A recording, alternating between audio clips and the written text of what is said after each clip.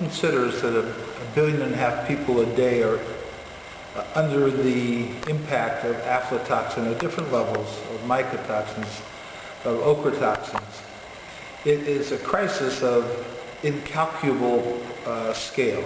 1,500,000,000 people every day. And when you consider how we think about aflatoxin as an issue that has to be dealt with for recalls, what have you, and you realize it's 20 parts per billion, which in a linear manner comes out to 20 seconds and 32 years. The amount of aflatoxin that is harmful is so minuscule, and the load that is on crops like maize, groundnuts, cassava, spices, trees, and rice, it's so egregious that if we don't go together and actually work on some solutions to this, it is a catastrophe waiting to happen. The impact, liver cancer in places like Nigeria, the largest cause, intestinal disorder. Animals are affected as well from the feed. So what are we interested in? We're interested in a solution that makes this less impactful on the human food chain and the animal food chain. What do you do? Well, it's my opinion and the opinion of many other researchers that the solutions we have now today are not sufficient. One could say, well, you don't have to worry so much in the United States because you control it through good agricultural practices. That's fine. But aflatoxin is in the soil. You'll never eradicate it in Africa. You won't get rid of it in India. So we have to figure out, where do you work on an intervention on aflatoxin? It's the considered opinion of many people in plant science and plant physiology that one can work on it by selecting or editing genes, host-induced gene silencing, techniques like CRISPR-Cas9. These are not GMO techniques, they are not engineering techniques, they're just turning off and on, much the way medicines turn off and on receptor genes. So imagine you go to the door and you knock on the door. Hi, my name is aflatoxin, I'm here to invade you. And you go through the speaker of the door, sorry, you're not welcome here. You have no mechanisms to invade me as a plant now. Think what would happen. It would change the world if you would actually take a scientific group and put the right amount of resources behind it, both in Africa and Asia and South America where it's working, and bring the best minds together. And I'm of the opinion it's a public good. There's nothing to be owned in this. There's just companies that will work to eradicate it through these technologies. New varieties would be released 5 to 7 years from now for scalability that are non-receptive to the aflatoxin attack. And then you have to work on storage and handling of the crops before they actually get to the final product. But almost everything we've looked at has failed from long-term trials. Almost everything that we have tried has failed over a very, very rigorous period of time. And now we're at the point where, okay, that didn't work, what are our alternatives? And the alternatives is to start to work on the plant as opposed to the environment outside the plant. And I think that's where the future is.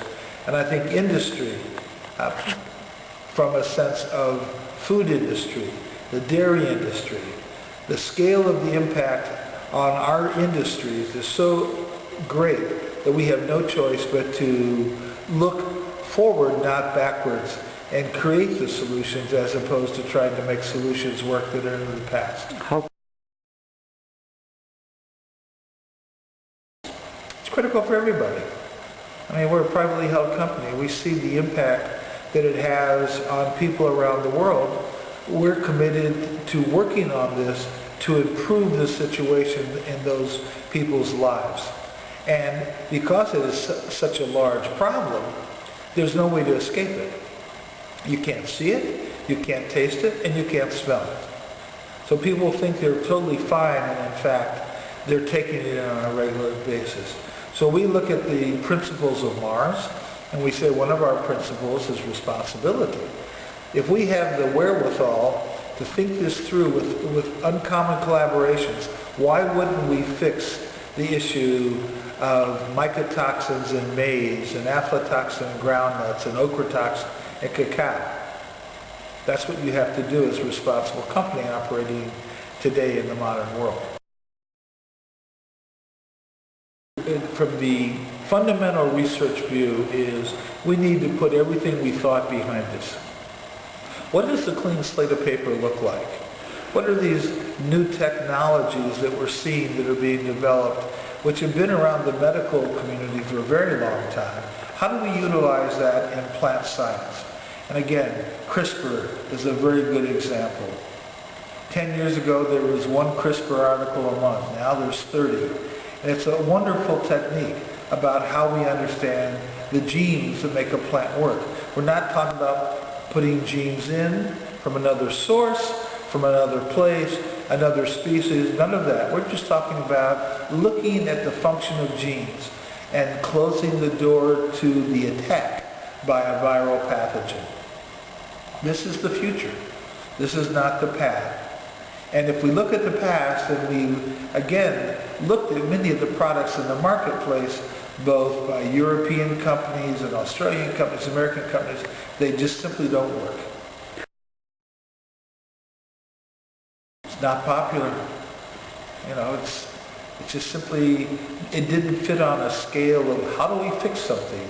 What will bring us the most bang for our buck? And aflatoxin never fit in. No one was complaining about it. It took some researchers around the world from various institutions to start saying, do you not know we have a crisis? Do you not know that this is affecting people at a scale that we never understood before? And they had the data, and they started saying not only humans but animals are impacted by it. With that information, people started to say, well, maybe we are at a place where we have made a mistake. Maybe this needs to be high on our agenda. Why haven't the donors gone after it? I can't tell you. They certainly know about it. Why aren't federal governments around the world going after it? I can't tell you. And it's no criticism of them because they're doing other things that are equally good. But this is something that must be dealt with now. Every aspect of plant handling. You know, you could have a plant that doesn't have aflatoxin, that is stored improperly and develop it and will ruin it, except it's never ruined because it's just passed on to another source of food to somebody else who doesn't understand the problem with it.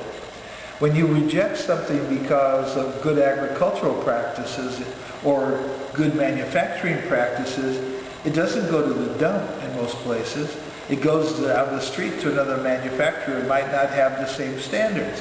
Or it goes to the feed industry, or it goes to the human food chain. So because we know how to measure it, which we do with great accuracy, doesn't mean we've solved the problem. We push the problem aside to someplace else. Well, I talk to more and more people about it, and more people say, well, you know, maybe you're right. Maybe this is not just you being hysterical. Maybe the reports that we read on modeling in the past, maybe the great work of PAEPARD in Africa about analyzing where it's breaking out is making us start to realize this is a massive problem. Now the key is, do we have the wherewithal to get together and solve this problem as quickly as possible using every tool in our toolbox? And that's always a question. People come with prejudice. I only want to look at it this way. I want to fix the soil. You're never going to get rid of it out of the soil.